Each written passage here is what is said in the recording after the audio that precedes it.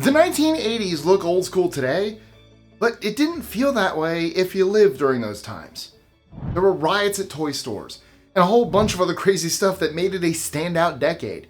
If you can remember the 60s, you weren't there. If you can remember the 80s, then you most definitely were. I'm Mike with List 25, and here are 25 things that blew people's minds in the 80s. 25. Cabbage Patch mayhem. The Cabbage Patch Kids looked innocent, but they caused riots in toy stores during the 80s. How did it happen? The baby-faced dolls hit shelves in 1983 and quickly became a smash hit. Sales numbers weren't the only thing that got smashed, though. It was a stressful time for parents who were being nagged day and night by their kids to go and buy one of these things. No wonder moms and dads started literally fighting each other to get their hands on the toy of the decade. Many of them were already frazzled from sleeping outside the store all night. Plus, a battle had taken place in the courts a few years earlier with disputes over who created the Cabbage Patch Cuties in the first place. Who would have thought such adorable characters could create such mayhem? 24. Walkmen. The invention of the classic Walkman happened in 1979. It was a handheld music machine pumping tunes directly into your ears, and the kids of the decade that followed loved it. Invented by the founders of Sony, Masaru Ibuka and Akio Morita, the Walkman was intended to solve the problem of listening to music on long-haul flights. It also became the perfect thing for general commuting, jogging, listening to your favorite earworms in your room, and other activities. The first model was the TPS L2, and it came with specially designed light headphones, which were a big deal back then. 23. MTV. Before 1981, music was something you listened to, and TV was something you watched. Then, MTV came along and blew people's minds with its iconic music videos and content. It was great for the viewers and for the artists. Many, like Michael Jackson and Duran Duran, embraced the spirit of the 80s, making movie-quality productions to promote their tracks. Without them, we wouldn't have the exciting and innovative music videos we see today. MTV was also very popular with young people, leading to changes in fashion and pop culture. Another fun fact, the very first music video that ever aired, fittingly enough, video killed the radio star. 22. VHS versus Betamax. You've probably heard of VHS, but have you heard of Betamax? It was a rival video format to VHS, and the two names duked it out throughout the 80s.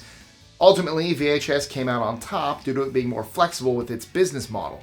For example, you could buy different brands of VCR for VHS, but only one for Betamax.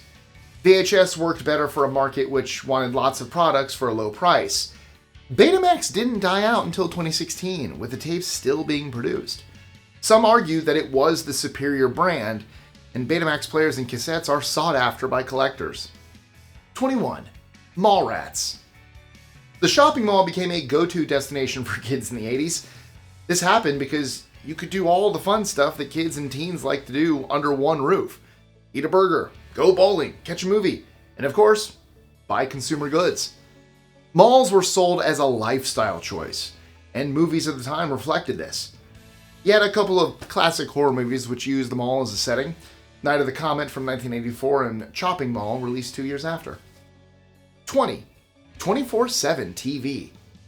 Believe it or not, there was a time when TV stopped for the night. The idea of your television saying goodnight to you rather than the other way around was just a fact of life. Until the 1980s. Continuous TV came in and it was a mind-expanding concept for people.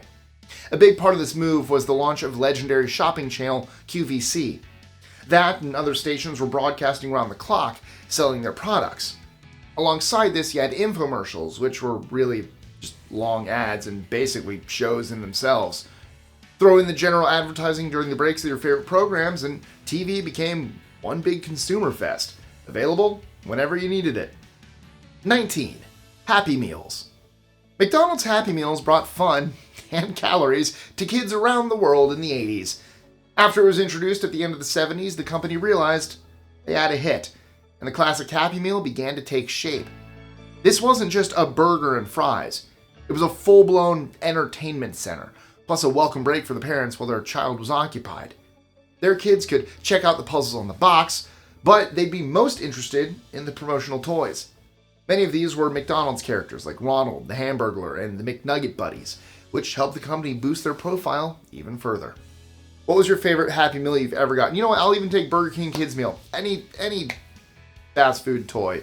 What was your favorite? Let me know in the comments below. I do want to know. Mine was probably those McDonald's Transformers. Those were awesome. My first one that I recall was Pongo from...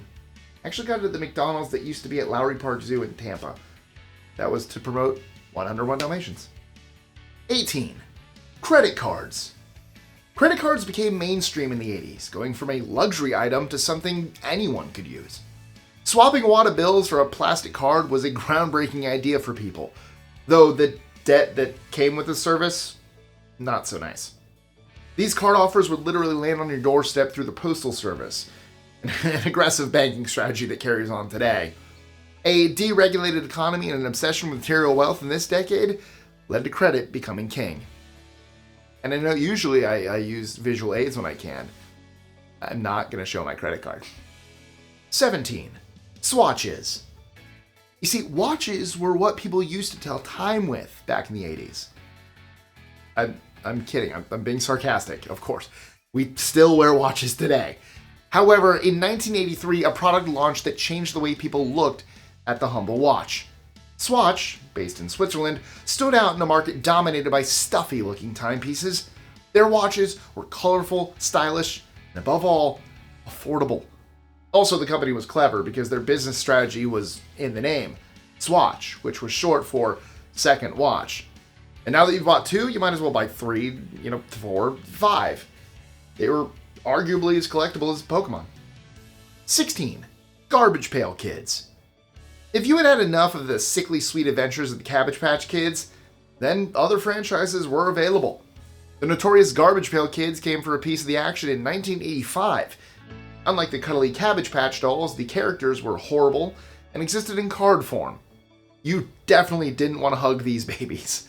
There was Atom Bomb and Blasted Billy, among other inappropriate names, making the Garbage Pail Kids amusing for both children and grown-ups. They even tried to make a live-action movie in 1987, but this was seen as a step too far, and like Atom, it bombed. 15. Game consoles. There was a time in the early 80s when it looked like game over for game consoles. I mean, that sounds pretty strange because the video game industry is so huge today. However, the industry crashed in 1983. Thankfully, they only had to wait a couple years for things to improve, and well, that was down to the Nintendo Entertainment System, the NES. People's minds got blown all over again by the classic Super Mario Bros. And Duck Hunt, and other titles that would become legends. Consoles were back in business, and the original NES is a major collector's item. I know someone who had the gold Zelda cartridge. Yeah. 14. Commercial catchphrases. The catchier the slogan in an ad campaign, the better. Yet the 80s has a special place in advertising history. We had so many great catchphrases during that decade. It was almost worth buying the product because you liked the catchphrase so much. From Wendy's "Where's the beef" to "I don't want to grow up, I'm a Toys R Us kid," we lived in a commercial golden age. Plus, cable TV showed those ads all the time, helping them reach a wider audience than ever before, and maximizing company profits. I'm going to ask so many questions. What was your favorite? I'll take even is. What is your favorite catchphrase? Commercial catchphrase. Gotta think of mine. I gotta think of that. That one's I can't bring off the top of my head. There's so many. I'll get back to you. 13. Yuppies. If you've never heard the word yuppie, well, then you weren't around in the 80s. A new kind of young person broke through into mainstream culture, usually wearing a sharp suit, holding one of those enormous cell phones, and driving a Ferrari. They were rich, and they were pretty annoying. The image of the so-called yuppie, as in young urban professional, was spoofed in various 80s movies, such as Trading Places. 12. Sneaker Wars. It was shoe versus shoe in the 80s, with Nike facing a footwear challenge from Reebok. Reebok was founded in the 50s, and Nike has been operating since the 60s. They both covered a lot of ground, but they were going head-to-head. or I guess rather toe-to-toe, in a full-blown sneaker war. The battle lasted from the 80s to the early 2000s. Reebok gained an advantage in the 80s thanks to their freestyle fitness sneaker. As well as being the time of great sneakers, this decade saw figures like Jane Fonda making their own workout videos. It became a major craze, and Reebok developed their shoes to appeal to a female demographic. Yes, the sneaker world had been very male-dominated up until that point. 11. New Coke. Sometimes a beloved product needs a makeover. The 80s was not one of those times for Coca-Cola. They decided to change the look and even the taste of their iconic drink, and customers weren't happy. New Coke was released in 1985. By the early 21st century, it had gone flat. While a 17-year run wasn't bad, the truth is that New Coke was never that popular. People thought Coke was fine just the way it was. What the company didn't appreciate was that consumers enjoyed Coca-Cola as an all-American drink and something you shouldn't interfere with. The public response was loud and clear. Give us back our beverage. Coca-Cola's intention was to replace Classic Coke altogether. However, within 3 months, the original version had returned to stores. 10. Microwave boom. Microwaves really became a thing in the 80s, with ordinary households using them to cook ready meals quickly and affordably. Previously, a microwave had been like something out of science fiction. The 80s saw it become science fact. Families began to appreciate big meals like casseroles and Italian dishes, which could be cooked in record time. No more spending hours with a conventional oven, though traditional home-cooked favorites were still enjoyed, alongside a range of convenience food. Even better was the fact you could eat in front of the television with a TV dinner. Now, these had been around for decades, but the 80s microwave changed the game for cooking times. 9. Ridley Scott's Macintosh ad. A revolutionary new computer needed a revolutionary type of advertisement to promote it. Apple decided to approach Ridley Scott, the director of Blade Runner, to let audiences know what to expect from the brand new Macintosh. Scott created a scenario straight out of George Orwell's classic dystopian story 1984. Coincidentally, the same year that computer was released. It would change the whole game for home computing, though Scott's ad was arguably more memorable. In the ad, a young woman dressed differently to her fellow citizens hid an image of Big Brother with a sledgehammer. Apple was wanting to challenge the established order, and Scott certainly helped them do that. Now they're the established order. 8. Compact discs. Nowadays, you can listen to any music through a quick and convenient download, or streaming. The quality is usually pretty good, though music nerds out there will claim physical media delivers a better experience. Either way, the 80s music scene was rocked by the emergence of CDs. Compact discs sounded different to vinyl, taking out the hiss and crackle of the old school records. While people began listening to vinyl again in recent times, the CD definitely took the place of cassette tapes. These tapes had a habit of getting screwed up if you handled them wrong, something you didn't really have to worry about with CDs. You really had to go out of your way to damage one of those discs. But boy, when they got scratched. 7. Teddy Ruxpin. Robots didn't really exist in people's homes in the 80s. Unless you count Seiko, the robot from Rocky IV. The closest thing to a robot would have been Teddy Ruxpin, the talking toy that became a part of family life in 1985. What was great about Teddy was his ability to entertain kids with stories. You needed a cassette tape to insert into his back so he could read the story, of course, but it was still pretty magical stuff at the time. He could also move, thanks to 1980s technical wizardry, and that increased the level of interaction with his young fans. There was an animated series to accompany Teddy Ruxpin, but unfortunately it only lasted 1 season. 6. T-shirts with slogans. So many iconic t-shirt slogans came from the 80s. I Heart New York, Frankie Says Relax, and Choose Life are just 3. These slogans were usually linked to movies, music, or corporate brands. Whether people realized it or not, they were giving companies and individuals free advertising by openly displaying their look and message. Did kids care? Probably not. For a lot of young people, it wasn't about selling out, it was about free expression and enjoying the latest trends. 5. Black Friday. What we call Black Friday has its origins in the 80s. which makes sense because the decade was known for its rampant capitalism and focus on consumer goods. There had been Black Fridays in previous years connected to the day after Thanksgiving. The 80s, however, took that idea and helped turn it into the free-for-all we know today. Interestingly, the name Black Friday began in reference to traffic jams in Philadelphia. I mean, my mind's blown. And so is my bank account. I've never done Black Friday. It sounds miserable. I've never participated in Black Friday shopping, not once. 4. Laserdiscs. Did you know there was an entertainment format between videotapes and DVDs? Laserdiscs were seen as the future of movie watching during the 80s. These discs were pretty large, comparable to the size of big vinyl records. The first Laserdisc released in North America was Jaws, and the companies MCA and Pioneer hoped to take a bite out of the market. Ultimately, the public didn't appreciate Laserdiscs. Despite having all the bells and whistles you get on a DVD, like scene selection and special features, customers disliked the price and the inconvenience of a product that was substantially bigger than a VHS or Betamax cassette. There is still a market for collecting old Laserdiscs, although it's strictly a nostalgia thing. So they blew a few people's minds, but not everyone's. 3. Slurpees. Kids suddenly found shopping very cool. And I'm not talking about going to the mall. They enjoyed dropping by the 7-Eleven, and that was because Slurpees were there. These icy drinks were refreshing and highly fashionable. They made such an impact on American culture that when The Simpsons debuted in late 1989, the characters drank a similar product called Squishies. Oh, that's good squishy.